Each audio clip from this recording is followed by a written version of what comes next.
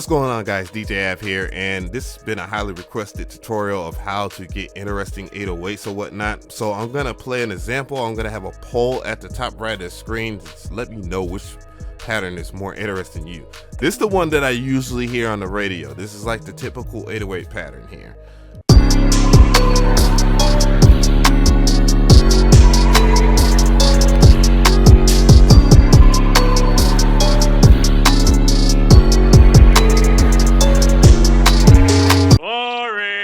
Like usually like that, but this is what I typically do with my 808 patterns.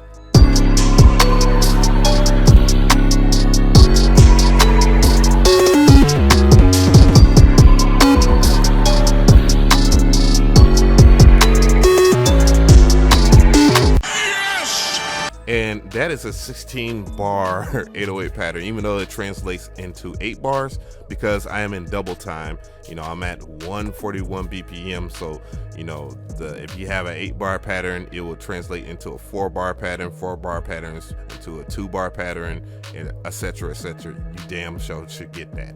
How do we arrive at something interesting here? So I'm gonna go ahead and I'm gonna select a blank clip here. I'm gonna try my best to be on beat or whatnot. Doesn't matter. I'll just quantize. I know how people feel about that. So I'm gonna lay something down.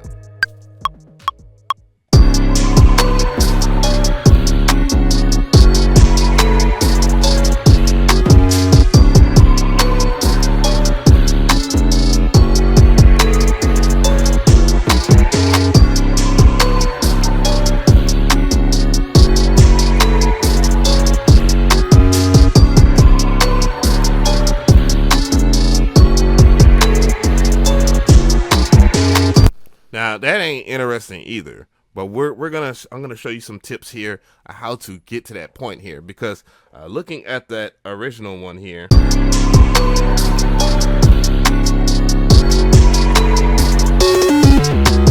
there are different octaves going on in here. If I actually scrolled around, I can show you that. I'm gonna go ahead and show you. Look at that.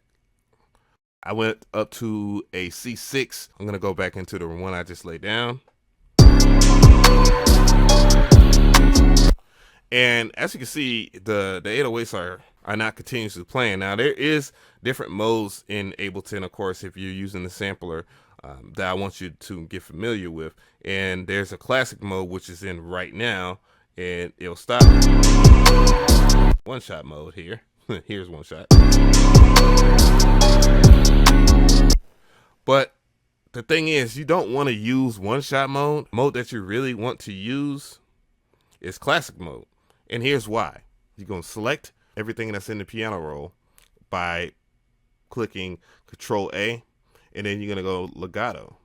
And with this, now you won't have those 808s that if you take them out the beat, they will still play at the end, and you don't have to do any track freezing or anything like that. And you can just omit.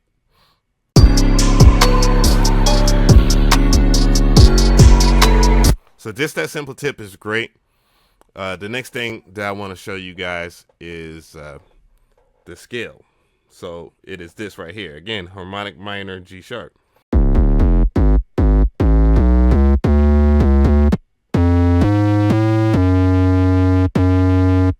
So the significance of that is that I really want to get more keys in there.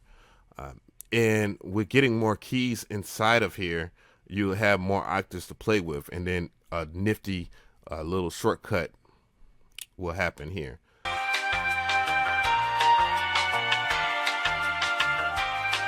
Okay, so now that I've added everything that I wanted out of this scale, this shortcut, it will come in handy, and you'll see why.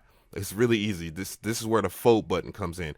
Now you have every damn part of the scale that you want within Ableton Live, of course, to put piano roll. And the reason why you want to do that is because we're going to flow on to this next part here, where we're talking about different time signatures. So you can access different time signatures by pressing and holding Control and pressing 3, which will give you triplets or your normal. 1 will turn the time signature up, 2 will turn the time signature down. So with that, we're gonna delete everything right here. Of course, we don't need this. Just stay in fold mode, and everything should be fine. Let's hear how some triplets would go. I'm gonna go ahead and press Control and 2 to get to 8 triplets. And now I'm gonna access another tool, which is just by pressing B. It will be the pencil, and then we're gonna pencil some stuff in there. So everything I'm gonna pencil in is gonna be pretty much on that time signature here.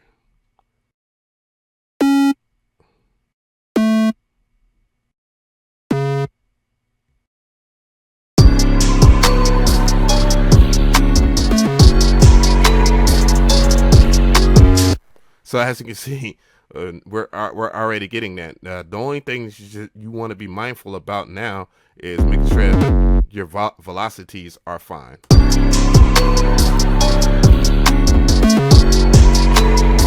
I'm just going to add some more stuff.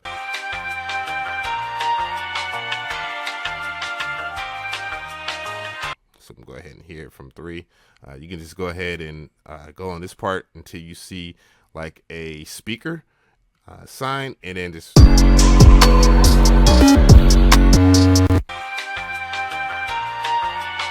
again, there's other things you could do in Ableton. Like if you go ahead and look at this area right here, you see that you have different loops. Like I still have those other 2 that I made. You can combine those, like if you're arranging your track. Again, this is where the push comes in and excels, but you don't need the push to be able to take advantage of this particular page that's in Ableton. It just makes it much better though.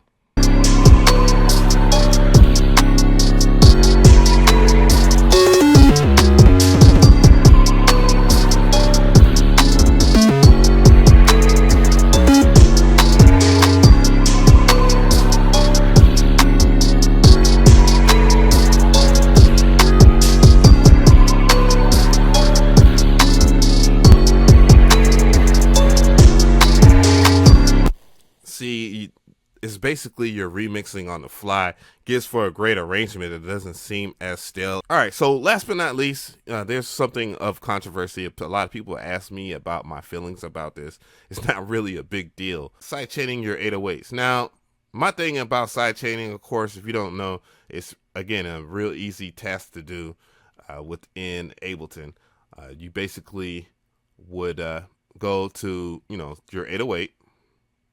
And I'm going to sidechain it by going and selecting a compressor.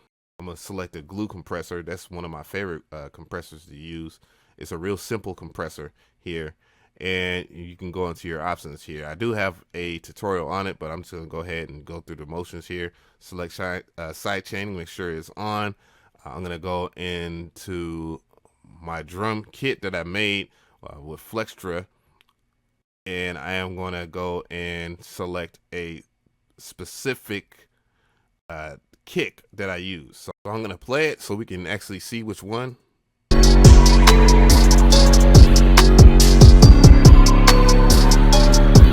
So it was the kick on when I selected down here. Now we're going to apply some threshold to it.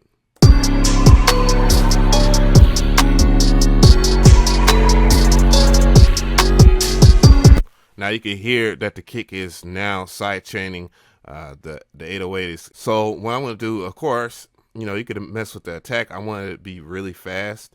The release, I can just have the release real fast too.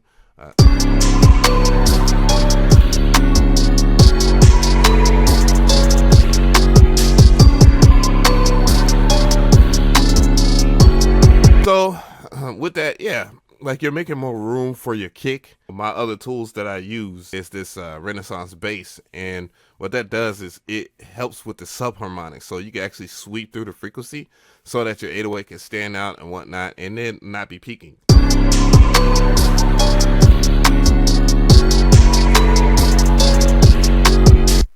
Other things I do, man, this is just like sound design things that I do. Like it's not things that you really have to do, but I use Ozon's Imager, which was free at one time. I did a free download Friday on it, and What I found is that you can have some pretty wide 808s that hit hard using this tool.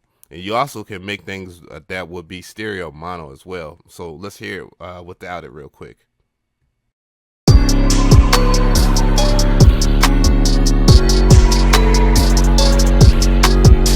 All right, now let's hear it with it.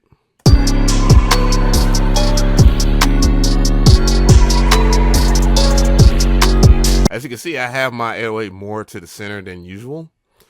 They articulate better, in my opinion, when they're more in the mono field, and they're not in the way of other frequencies, like maybe like the arpeggio that I have over here, or the pad.